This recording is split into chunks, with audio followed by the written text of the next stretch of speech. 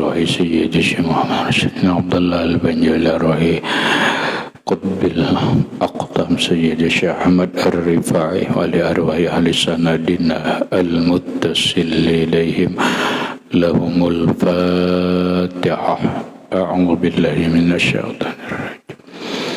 بسم الله الرحمن الرحيم. الحمد لله رب العالمين الرحمن الرحيم مالك يوم الدين. إياك نعبد وإياك نستعين اهدنا الصراط المستقيم صراط الذين أنعمت عليهم غير المغضوب عليهم ولا الضالين آمين. السلام عليكم ورحمة الله وبركاته. بسم الله الرحمن الرحيم. الحمد لله رب العالمين وبه نستعين على أمور الدنيا والدين والصلاة والسلام على أشرف الأنبياء والمرسلين سيدنا ومولانا محمد وعلى آله وصحبه أجمعين. وسبحان الله والحمد لله ولا إله إلا الله والله أكبر لا حول ولا قوة إلا بالله العلي العظيم العزيز العليم عدد كل حرف كتب ويكتب أبد الآبدين ودهر الداهرين آمين. السلام عليك يا سيدي يا رسول الله. السلام عليك يا سيدي يا حبيب الله. السلام عليك يا سيدي يا خير خلق الله. السلام عليك يا إمام الأنبياء والمرسلين. السلام عليك يا خاتم النبيين. السلام عليك يا رحمة للعالمين. السلام عليك أيها النبي ورحمة الله وبركاته. Puji dan syukur kita panjatkan kehadirat Allah Subhanahu wa Ta'ala dengan limpahan rahmat, taufik, hidayah, inayah serta riayahnya kita dapat bertemu dan berkumpul kembali dalam ruangan masjid yang mulia ini dengan satu tujuan dan niat yang sama, yaitu melaksanakan sembahyang fardu subuh berjamaah, kemudian menambah ilmu pengetahuan agama lewat pengajian kuliah ba'da subuh, yang selanjutnya semoga Allah Subhanahu wa Ta'ala memberikan taufik dan hidayahnya kembali kepada kita agar kita dapat mengamalkan apa yang kita kaji pada subuh ini. Amin. Bapak-bapak, ibu-ibu, hadirin wal hadirat rahimakumullah. Alhamdulillah, kembali pada hari ini kita memasuki dan menjalani hari yang ke-11 daripada puasa Ramadan 1447 Hijriah yang penuh berkah, rahmah dan kemuliaan dari Allah Subhanahu wa Ta'ala, yang artinya kita memasuki fase yang kedua daripada 3 fase yang ada di dalam bulan Ramadan. Yang pertengahan ini adalah wa awsatuhu maghfirah.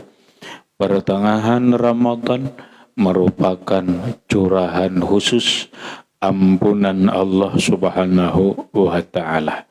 Marilah dalam suasana ampunan Allah Subhanahu wa Ta'ala ini kita menyambung kajian minggu lewat, yaitu terkait dengan hikam Imam Ahmad Ar-Rifai sekaligus terkait dengan ubudiyah.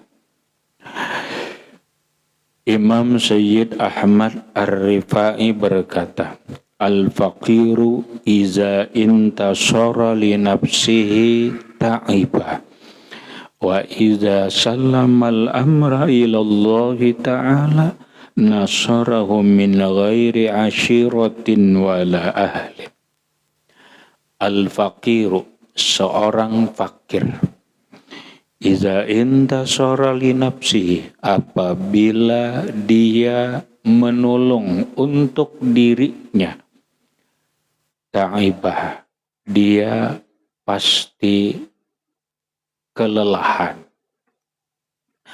Wa iza sallamal amra ilallahi ta'ala, apabila dia menyerahkan segala urusannya kepada Allah Subhanahu wa ta'ala, nasarahu, Allah pasti menolong dia, min ghairi asyiratin, walau tidak ada keluarga, wala ahlin, sekalipun dia tidak mempunyai istri.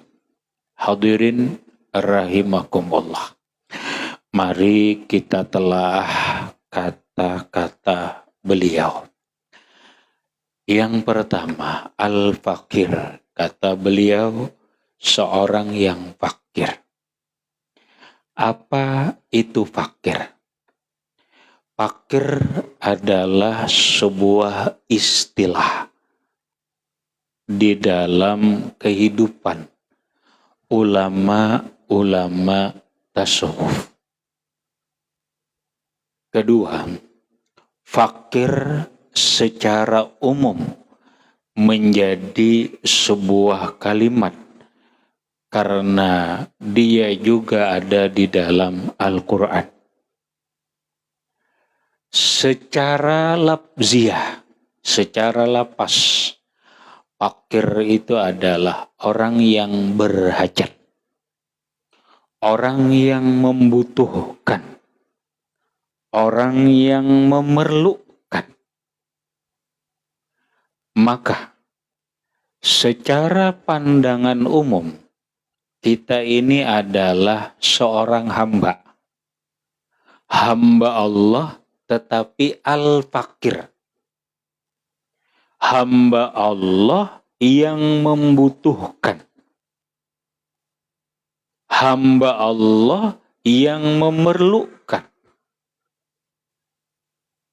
Hamba Allah yang menghajatkan. Memerlukan apa? Kita memerlukan segala-galanya. Kita membutuhkan dan memerlukan rahmat dalam hidup. Kita membutuhkan dan memerlukan sehat dalam hidup.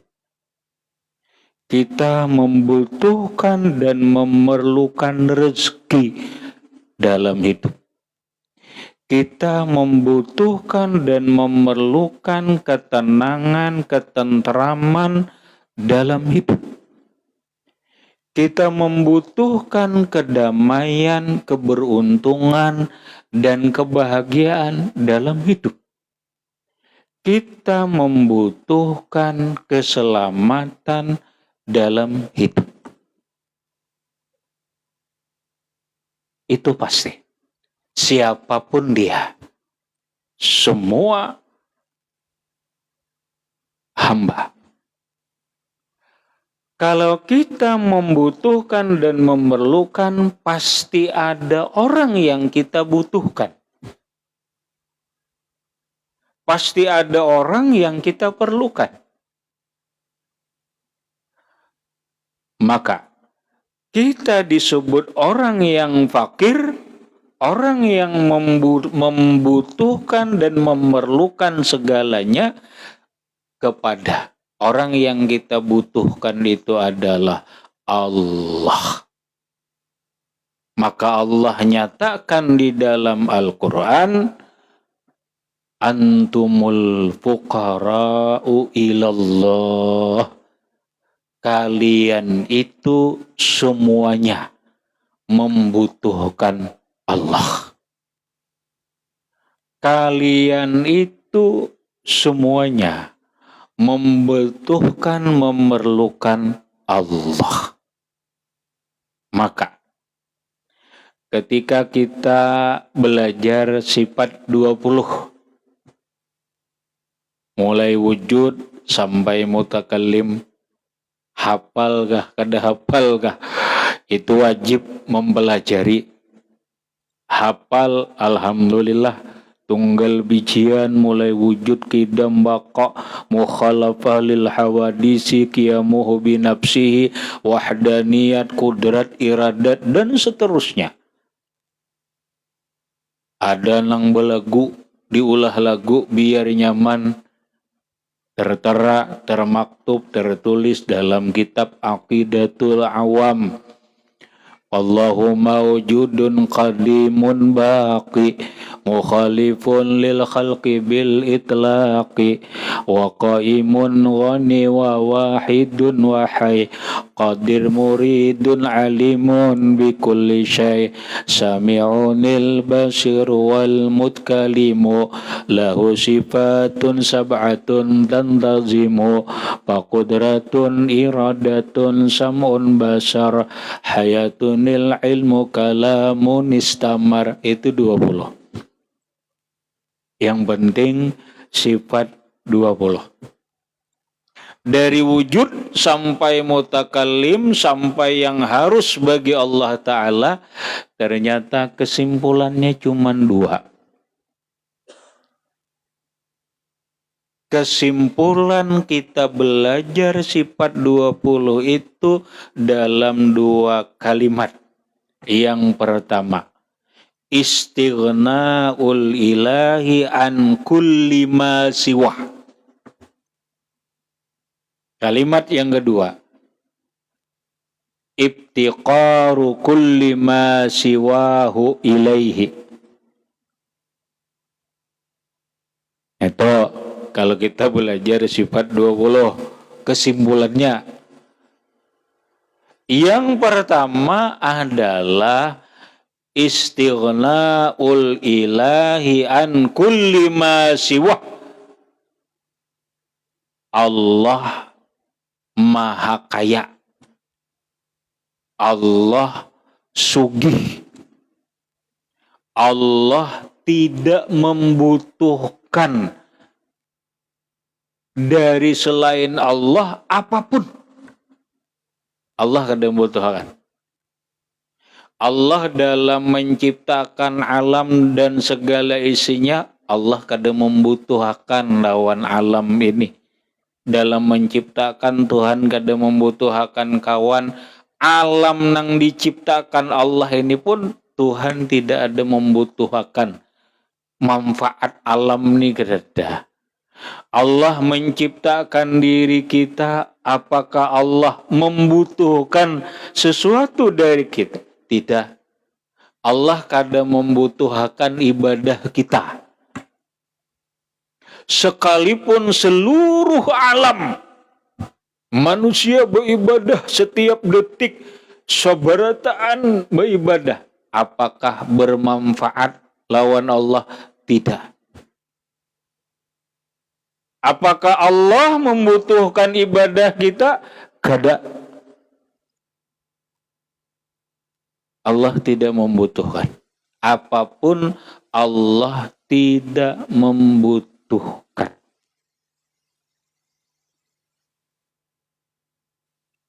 Allah kada membutuhkan sehebat apapun ilmu kita, amal kita.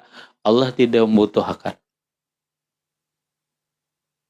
Terus, man amila sholihan fali nafsihi wa man asa'a fa'alaiha. Siapa yang beramal soleh, beribadah, baik, ikhlas dan sebagainya, kembali manfaatnya untuk dirinya, bukan untuk Allah. Wa man asa'a fa'alaiha, maka siapa yang berbuat jahat, siapa yang berbuat buruk, siapa yang berbuat maksiat, yang menanggung akibatnya dia sendiri. Bukan kerugian pihak Allah, tidak ada. Semua manusia berzinah, mabuk-mabukan, berbuat segala bentuk kemaksiatan. Allah tidak berkurang sedikit pun nikmatnya, tidak berkurang apapun, tidak sedikit pun memudaratkan Allah Subhanahu wa taala, karena Allah tidak membutuhkan kita. Laha ma kasabat wa 'alaiha maktasabat. Manfaat kebaikan diri akan didapatkan oleh diri itu sendiri. Akibat buruk dari sebuah perbuatan buruk didapatkan oleh diri itu sendiri. Ingat, Allah tidak membutuhkan ibadah kita. Allah kada membutuhkan puasa kita. Allah kada membutuhkan haji kita. Allah kada membutuhkan zikir kita, dan seterusnya. Itu tauhid. Istighna'ul ilah an kulli ma siwah. Yang kedua, ibtiqaru kulli ma siwahu ilaihi. Justru selain Allah, termasuk kita, membutuhkan dan berhajat kepada Allah. Siapapun kita, sehebat apapun ilmu kita, setinggi apapun pangkat kita, kita pasti membutuhkan Allah. Mulai Allah mengulahkan diri kita, Allah memberi hinak lawan kita, Allah memberi kesehatan lawan kita, Allah memberi rezeki, dan seterusnya. Setiap jam, setiap menit, setiap detik kita memerlukan Allah. Kalau begitu caranya, kita hamba Allah. Inilah ubudiyah. Kita tidak mengandalkan amal ibadah, tetapi yang kita andalkan itu adalah Allahnya. Sekarang kita lihat, kata beliau, al-faqiru iza intasara li nafsihi ta'ibah. Seorang fakir, baik dia seorang salik dalam tasawuf, baik kita sebagai hamba tadi, kita akan menolong diri kita. Ya kan?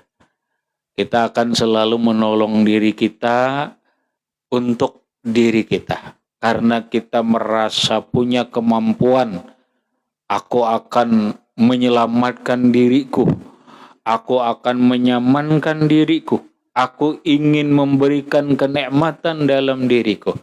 Bahkan kita ingin menolong diri kita, hendak selamat ke akhirat. Tapi dia menolong dirinya karena dirinya, mengandalkan dirinya. Contoh,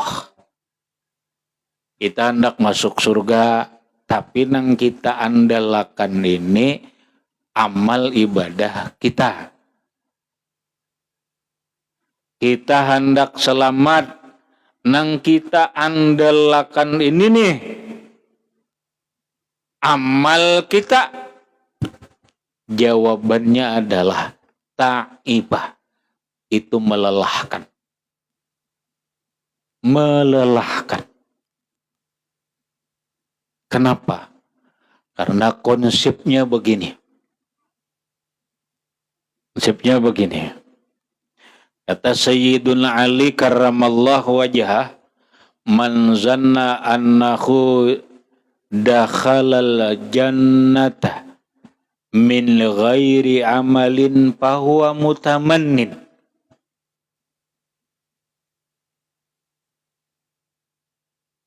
Orang yang merasa yakin masuk surga tanpa amal, sembahyang kada, puasa kada, perintah Allah kada dilaksanakan, larangan Allah kada dijauhi bahkan dikerjakan, tapi rasa yakin masuk surga. Kata Sayyiduna Ali, Bahwa mutamanin orang itu namanya menghayal. Itu namanya menghayal. Sama pian basahur kada hendak mengaut nasi. Ya kalau lah aku kanyang ngejejer, yakin kanyang aja sudah. Pokoknya kada besahur-sahuran, kada makan udah ada Bah kanyang ngejejer kada besahuran gitu. Kira-kira mahayal kah? Harapan kada itu? Itu hayalan ja. Bila itu sebuah harapan ngarannya sahur ada usaha ambil nasi makan masih berharap oke aja, berharap puasa kuat sah aja. Kenapa? Ada usaha ngarannya. Kalau bahasa agamanya ada syariat ngarannya. Lamun gak ada apa-apa, mengandalkan itu aja, harap anunya aja, keyakinan aja, tanpa amal, mutamanin, itu orang menghayal. Hidup ada bekerja, ada berusaha, ada bersyariat. Wa man zanna annahu yadkhulul jannata bi'amalihi fahuwa muta'annin.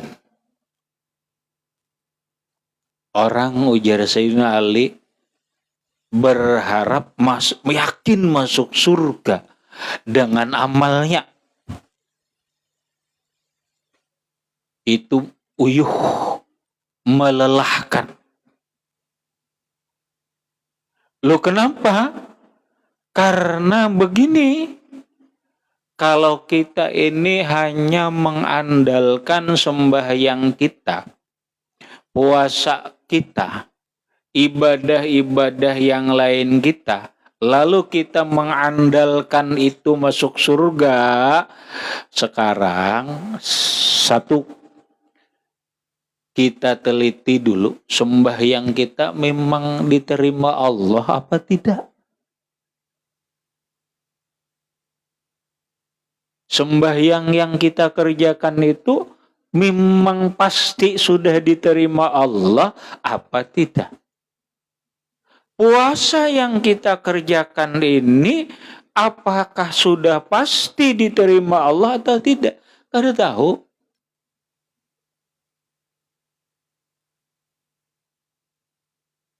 Terus, jangan mengandalkan. Jangan mengandalkan ibadah kita secara pasti bisa menolongi diri kita. Jangan. Itu meuyuhi. Itu melelahkan. Kenapa? Karena kadang kalau diandalkan. Sama, mohon maaf, sama orang begawi berharap upah yang sempurna, tetapi gawiannya kada pas. Gawiannya kada pas. Begawi aja, tapi kada pas. Pian punya pesanan disuruh orang, bikin lamari. Pesanannya begini bentuknya, begini warnanya, dan rapi. Upahnya sekian. Pian berharap wajar. Kalau pian bekerja, tapi ternyata kada sesuai dengan pesanan.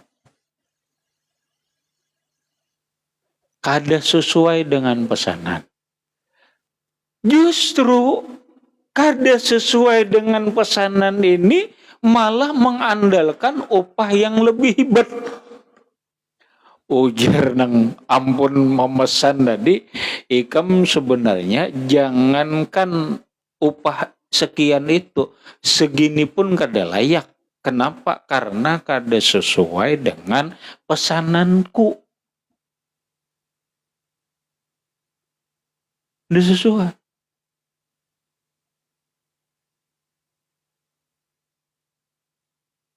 Terus bagaimana? Kita harus bagaimana? Disinilah yang disebut ubudiyah.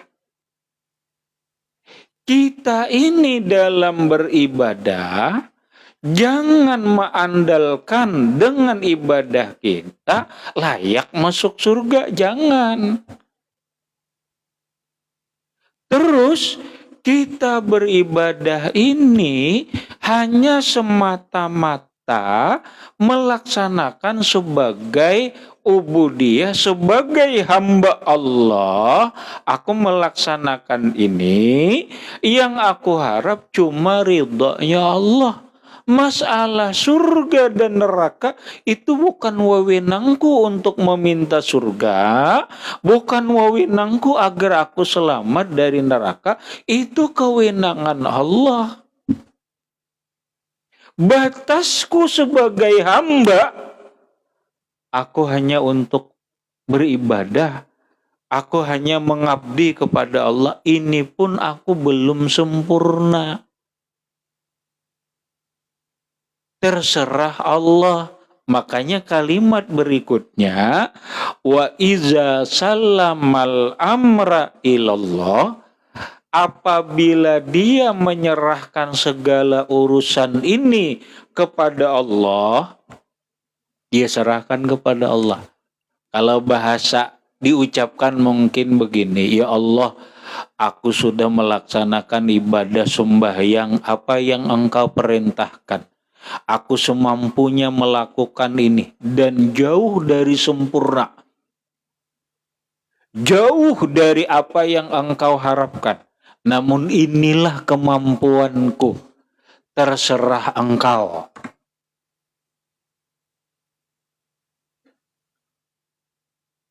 Ya Allah, inilah ibadah puasa yang Engkau perintahkan kepadaku. Ulun melakukan ibadah puasa ini sudah semampunya. Ulun sudah sedapat mungkin kayak ini puasa nih, dan ini jauh dari sempurna. Ini pun dengan pertolonganmu. Terserah Engkau. Mau diterima, mau tidak, terserah Engkau. Ini konteks ubudiyah. Kita ibadah hanya semata-mata mengharap ridhonya Allah, bukan mengandalkan untuk masuk surga. Sallama ilallah, dia taslim kepada Allah. Terserah Allah. Maka apabila orang mau berserah kepada Allah, nasarahu, Tuhan pasti menolongnya. Tuhan pasti nolong. Karena Allah memang menjanjikan dalam Al-Quran, wa may yatawakkal 'alallahi fahuwa hasbuhu. Orang yang benar berpegang kepada Allah, lalu berserah diri kepada Allah, orang itu pasti Allah tolong, Allah cukupi, Allah beri kenikmatan. Maka sebagai hamba Allah, jangan mengandalkan apapun dari diri kita. Jangan mengandalkan duit. Istilah orang sekarang, jangan mengandalkan kekayaan. Seakan-akan hidup ini bisa diatasinya semuanya dengan uang. Kalau istilah orang sekarang, siapa nang sugih, dia sultan, dia raja. Siapa nang sugih, dia berkuasa. Kelihatannya agak benar. Bila berduit nih saraba biris. Ya kalau kelihatannya, makanya orang berucap, adul, ada duit, urusan lancar. Ujar siapa? Kebanyakan orang gitu. Ya ada. Banyak men berduit, jujur lancar berataan. Makanya lalu nang diandalkan ini duit. Benar? Tidak. Tidak semuanya bisa diatasi oleh duit. Buktinya mana? Buktinya pian berpenyakit. Orang berpenyakit sesugih apapun duitnya, kawalainya mengatasi penyakitnya tuh. Tidak bisa. Tidak bisa. Ada banyak bukti bahwa duit benar.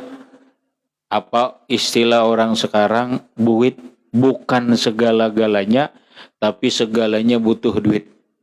Duit memang kadang kau dibawa mati, tapi mati berduit. Mati harus ada duit. Kenapa? Nukar kapan, membayangkan orang, dan sebagainya. Tetapi kalimat yang mendasarnya, jangan mengandalkan duit. Silahkan kita berduit, tapi tetap serahkan kepada Allah. Kenapa?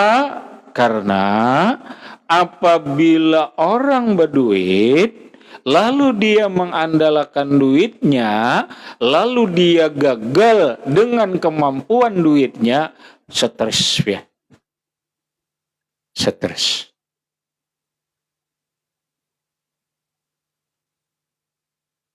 Jangan. Orang pejabat jangan mengandalkan jabatannya. Orang alim jangan mengandalkan ilmunya. Semuanya kita ini adalah hamba Allah. Silahkan berduit, silahkan sugih, silahkan berjabat dan sebagainya, tapi jangan diulah andalan. Terus yang kita andalkan itu adalah Allah. Yang kita pegang itu adalah Allah. Yang kita serahi segala urusan itu adalah kepada Allah. Makanya kita selalu diingati oleh Rasulullah, diingati oleh para ulama agar memperbanyak membaca hasbunallah wa ni'mal wakil. Hasbunallah wa ni'mal wakil. Itu bahasa kita, hasbunallah, cukup bagiku Allah dalam segala hal kehidupan ini. Cukup aku berpegang kepada Allah. Wa ni'mal wakil, dan cukuplah Allah sebaik-baik orang yang diserahi urusan. Itulah sikap seorang hamba. Kalau orang biar banyak ibadah apapun, tapi pegangannya bukan Allah, serahannya bukan Allah, bermasalah ya. Dia akan menjadi kelelahan, kepayahan, dan stres. Maka, untuk memantapkan ini, untuk mengingatkan ini, bahkan karena kita punya hajat, sambil mengatakan itu, Rasulullah Shallallahu Alaihi Wasallam dalam sebuah keterangan, ini amalan Rasulullah, amalan yang sangat bagus, adanya di dalam kitab As-Sirrul Jalil karangan Imam Abil Hasan Asy-Syadzili. Imam Abil Hasan Asy-Syadzili ngarang kitab As-Sirrul Jalil. Di dalamnya ada keterangan hadis Nabi, barang siapa, kata Rasulullah, membaca Hasbunallah wa ni'mal wakil. Cukup begitu. Jangan ditambahi lagi. Ni'mal maula wa ni'mal nasir, kada usah. Cukup Hasbunallah wa ni'mal wakil sebanyak 19 kali. Kada banyak. Nyaman aja. 19 kali. Setiap kali habis sembahyang 5 waktu. Hasbunallah wa ni'mal wakil, hasbunallah wa ni'mal wakil, hasbunallah wa ni'mal wakil. Berapa kali? 19 kali. Ngalang-ngalang jadi jaka 20. Ya kalau kada mau ya, jangan dikurangi, jangan dilebihi. Itu sudah standarnya. Jakanya orang membuka lawang, kuncinya tuh ada, rigid kunci itu kan ada, jangan dilebihi, jangan dikurangi. Bilanya patah rigidnya sebilah, kada terbuka lawang. Lebihan sedikit, kada terbuka juga. 19 saja. Dikurangi jangan, dilebihi jangan. Kurang kada mau terbuka, lebih kada mau juga. Nah, pajar jadi 19. Sekarang ulun membawanya begini aja. Karena waktu nih. Quran 30 juz, 114 surah. Terhimpun di dalam surah Al-Fatihah. Surah Al-Fatihah terhimpun di dalam Bismillahirrahmanirrahim. Sekarang ulun bertanya, Bismillahirrahmanirrahim itu hurufnya berapa? 19.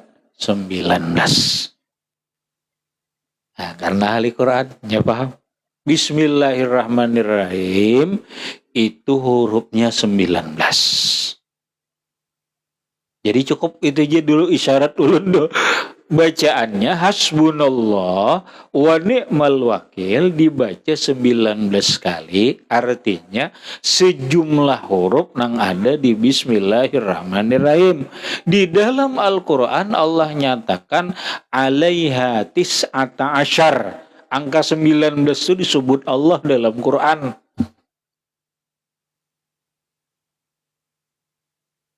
Baca aja 19 kali. Untuk nabajar. Satu, untuk mengingatkan, memantapkan hati kita bahwa nang dipegang dalam hidup ini cukup Allah. Jangan duit, jangan kemampuan, jangan kekuatan, jangan jabatan, jangan amal. Jangan berpegang lawan amal ibadah kita, jangan. Cukup nang kita pegang adalah Allah, lalu kita berserah diri kepada Allah, menyerahkan urusan kepada Allah. Jawabannya bahwa hasbuhu, Allah pasti mencukupi.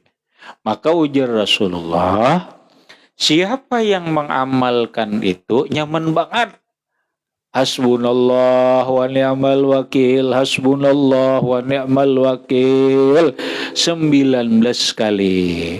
Habis zuhur baca 19, habis asar 19, seterusnya. Maka kata Rasulullah, keinginannya dikabulkan Allah. Ada punya keinginan tang mudah aja kabul.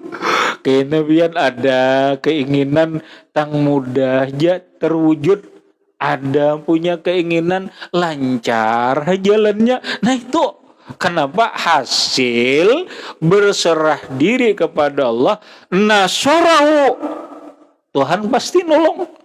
Walau inya kada banyak bisi keluarga, kada ada bisi keluarga pejabat, kada ada bisi keluarga sugih, kada ada apa, tapi Tuhan yang menolong. Jalannya Allah juga yang maulakan, beres. Gampang ngalalah. Nah, hasbunallah wa ni'mal wakil, hasbunallah wa ni'mal. Sampai dah beberapa menit aja. Ini bian alhamdulillah jemaah ulun tuh ada datang ulun gue alhamdulillah ulun nang ini kayak apa aja kan hendak meninggal karena sudah banyak buktinya bila ulun ada keinginan tangkabul aja bila ada keinginan dimudahkan Allah ada keinginan ada aja jalannya hasil nya kada andalakan itu tadi kada mengandalkan duit, mengandalkan duit kada ada duitnya, mengandalkan jabatan keluarga kada ada bisa keluarga dan sebagainya. Cukup hasbunallah, cukup Allah wa ni'mal wakil. Itulah ubudiyah. Sebagai hamba kita harus bersikap begitu. Hadirin rahimakumullah, itu dulu yang dapat ulun sampaikan. Mudah-mudahan bermanfaat bagi ulun dan sampean beratan, dan mudah-mudahan dan berkat kita berkumpul ini Allah Subhanahu wa taala ngampuni dosa-dosa kita baik dosa zahir ataupun dosa batin, dan mudah-mudahan dan berkat kita berkumpul ini Allah Subhanahu wa taala mengumpulkan kita dalam surga dengan berkat Rasulullah sallallahu alaihi wasallam wa alihi wa ashabihi wa qarabatihi wa zurriyatihi wa bisirril Fatihah. A'udzu billahi. Bismillahirrahmanirrahim. Alhamdulillahi rabbil alamin arrahmanirrahim. Iyyaka na'budu wa iyyaka nasta'in ihdinas siratal mustaqim siratal ladzina an'amta 'alaihim ghairil maghdubi 'alaihim waladdallin. Bismillahirrahmanirrahim. Alhamdulillahi rabbil alamin. Allahumma shalli ala sayyidina Muhammad wa ala ali sayyidina Muhammad. Allahumma anfa'na bima 'allamtana wa 'allimna ma yanfa'una wa zidna 'ilma.